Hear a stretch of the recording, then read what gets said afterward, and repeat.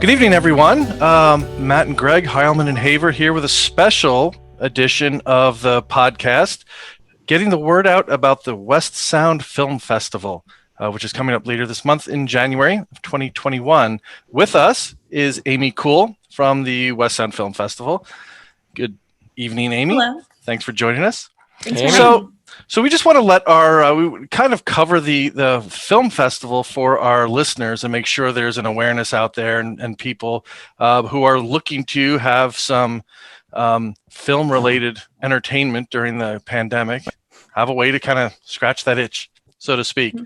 So want to get started with just, if you could just give us a little history of the film festival, that would be great just to kind of get us started. The film festival started in 2017. We were at a theater called the Dragonfly Cinema in Port Orchard. And I had already been doing special event planning for the theater. And I asked the owner, Nick Taylor, if I could have permission to put together a film festival. And he was crazy enough to let me do it. And we were thinking, we'd get a couple films, maybe do a night of it, hopefully some locals and everything. And the first year we got over 100 films from over 12 different countries. Wow. So that's when we realized, there is definitely a need. And that's how it all started. So was it just the 1 year? When was the first film festival? The first film festival was 2017. Oh, okay. It's a 3-day festival. Again, an international festival, films from all over the world. We usually have networking events, brunches, after parties, and that sort of thing. Unfortunately, this year we won't be able to do those. But we are still really proud to present films from all over the world from different viewpoints and thoughts and everything. And not only do you guys offer films, but things like music videos, short films, long films, feature films, a real wide variety. I really love that. Mm-hmm. Yeah, we're really proud of that. Actually, I have kind of a funny story. When we first started the film festival, we had different categories, but I was really big on, we're going to keep, if we find something that doesn't fit into these categories, but we enjoy, we're all about story. It doesn't matter your budget. We want to hear a good story. So we decided that no matter the budget or whatever, we were looking for what you had to tell. So my brother is a filmmaker. So I asked my brother to post in some film forums and everything. And the next morning I wake up and I have a voicemail from him. And he says, call me before you watch any of these films. And I was like, okay. And I look and we have like 12 new films. I was very surprised because we usually don't get that many in just one day that early on. So I call him and he goes, have you ever heard of experimental films? And I had never heard of these. And they are films without any sort of narrative drive. Sometimes they have a little bit of one, but there's no rules to them pretty much. It is a very creative expression using film. And it was really cool to see. And it pushed us even more to push our boundaries and see what kind of different viewpoints we could get. Very cool. So no hero's journey or any kind of that standard storytelling. We have one that's absolutely beautiful called Aquarium, and they had a camera running under. They had a camera filming under a running stream, and it's beautiful. It's gorgeous, but there's not a little fish making its way up the stream or anything like that. It's very relaxing. It's very pretty. I love it. It's one of my favorites. But so how do you get the word out that you're having a film festival, to solicit films? Are there places, are there areas on the internet that you go and say and advertise the fact that you're having a film festival and soliciting films? Are people kind of searching out film festivals to show their films at? A little bit of both? It's a little bit of both. We do heavily advertise on Facebook, but our big place is Film Freeway. We get a lot of our films through Film Freeway. I also go to some film festivals and talk with filmmakers. And if I see one I really enjoy, I like to go up and speak with them. A lot of our films actually came from that, from going to other festivals and seeing them. But it's a little bit of everything. Actually, one year we had someone who came up to me during the festival and just held a flash drive up and were like, "You need to play my film." I was like, "No, they're already in blocks. I can't just throw yours in there." And so the next year, they didn't know how to upload their film to the internet.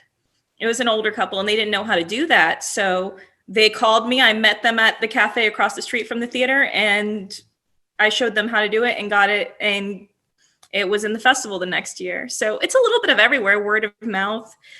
Film communities are very tight. So I see a lot of people that I'll recognize names. Oh, that one was the director in that one. That guy did lighting, but then he did lighting in this one. And then he was an actor in this one. Okay. Sort of As I went through the lineup for this year, I did recognize a few names. Now, here's a question for you.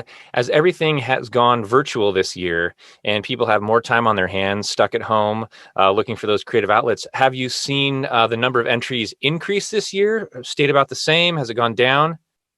Our entries were in and selected before COVID. Oh, okay. Yeah, that was the hard thing. We were supposed to be in May and we had to keep pushing back. We were really hoping, because it is different. Like I said, we're not going to be able to have the networking events that we usually do and everything. So it is a very different thing. And we were hoping, like everyone else was hoping, that this wouldn't last as long as it did. But unfortunately, that's not what happened. And we're still proud to show these films. They're incredible. And it's just adapting. So next year there may be an explosion. Like we talk about a lot, how we're looking forward to seeing all the art that that comes to the public next year from people sitting at home and writing screenplays and doing independent filmmaking, et cetera. So maybe next year is the year to watch for that big increase in entries. A cool thing we did, though, is we did have a 72-hour film competition back in a while back when COVID first started. I'd have to go and look it up. It's all a blur.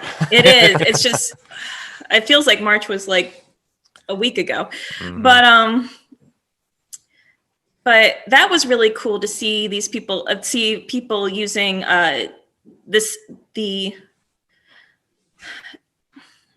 they're using the safety guidelines. So we had a rule that you could only have so many people. They had to be from the same household.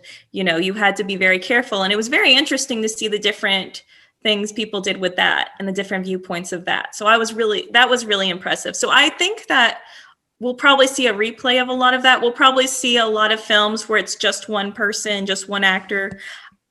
We usually get a lot of dystopia or apocalyptic films. I'm guessing there's probably going to be an explosion of those.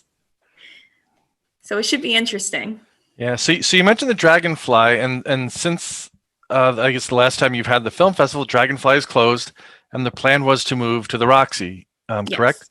And now with COVID, obviously we can't. Theaters are closed, so everything is virtual. So how did that progression happen with the planning from something that you do in person to something virtual, and then reaching out to filmmakers? Did you have to get certain different permissions to show films virtually? I sent an email out to all the filmmakers when COVID first started and everything. We kept pushing it back, trying to make it to be, because we don't want to start a super spreader event or anything crazy like that. So we sent out emails. We stayed in contact with the filmmakers, letting them know where we were at in the process. And we did have films that had to drop out. We did have films that couldn't go online. And there was a narrative feature that I was looking for to show, The Last Laugh, that was very well done. And I'm disappointed we're not going to be able to show it, but I'm happy for them because it's for distribution reasons. And that's what every filmmaker hopes to accomplish. So we've been very open with our filmmakers. And if they needed anything taken down, I did it immediately. So that's kind of the thing. We have one guy and he had 2 films in, and one was able to stay in and one was not. So it's just been, a big part of event planning is, which is my background, is flexibility. You gotta be able to roll with the punches. That actually leads to another question I had for you. Have any of the films entered in the past gone on to win other awards or appear in theaters? It sounds like you have had some films that are going out for distribution. I think it was 2 years ago, Shia LaBeouf entered a film into our film festival. So that one definitely went on to other festivals and was distributed. A lot of these films get distributed, but I don't always find out about it, or I don't always know. I tend to, this is a year-long job for me. As soon as I finish the festival, I start over working on next year's festival. So some of them reach back out and say they won awards at other festivals, or they got distribution. Quite a few of them are on Amazon Prime, which is just awesome. Especially with streaming services now, it's really opened up for opportunities for filmmakers to get their works out, which is really, really amazing. Great. Well, so it's moved virtual, and it's the last weekend of January. Yes, 29th through the 31st. Okay, and if people want to participate, watch some of these films, what can they do? Where can they go to see the films and then access them to watch? We're working on our website right now. My artistic director, actually I came straight from her over here to talk with you guys, is working on our website to get it all updated, westsoundfilmfestival.com. And then also our Facebook page is going to have our most up-to-date,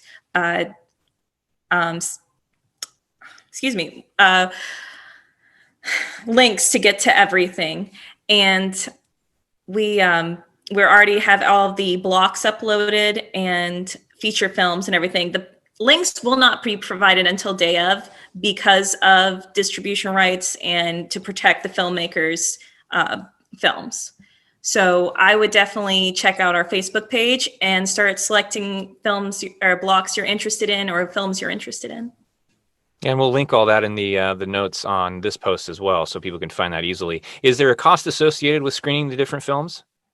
No, film festival is free. We decided everyone's had rough enough time this last year. We're going to make this free, encourage everybody to watch and enjoy.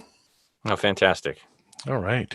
And then moving forward, after COVID, have you already started working on the next film festival since this was supposed to happen last May? I am 24/7 working on the next one. I'm already taking notes and figuring out a game plan for next one. We're looking at moving to August instead of keeping it in May. So we're still we're going to work with the theater to make sure that our dates work out with their structure as well. So yeah, I mean, you're even when you're planning an event, you're thinking about the next one, because if you don't learn from what you're doing, then you're not going to continue to grow. So, and our big thing is growth. Awesome. Well, we will keep all of our listeners posted. We'll cover the film festival through our podcast and through some special videos like this, and make sure that everybody has the word on the West Sound Film Festival. Amy Coull, thank you so much for your time. Thank you so much for having me. This is a lot of fun. Thanks.